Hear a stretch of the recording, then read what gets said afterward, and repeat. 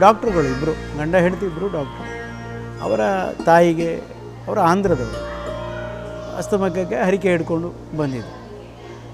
ಅವ್ರ ಹತ್ರ ಮಾತಾಡುವಾಗ ಹೇಳ್ತಾರೆ, ನಮಗೆ ಹೀಗೆ ಬಾಯಿಂದ ಬಾಯಿಗೆ ಬಹಳ ಪ್ರಸಿದ್ಧಿ ಇದೆ, ಪೇಪರು, ಮಾಧ್ಯಮವ, ಈ ಪ್ರಚಾರಕ್ಕಿಂತ ಹೆಚ್ಚು ಭಕ್ತ ಜನರಿಂದ ಪ್ರಚಾರ ಆದಂಥ ವಿಚಾರಗಳೇ ಹೆಚ್ಚು ಜನಜನಿತ ಆಗಿರುವಂಥದ್ದು.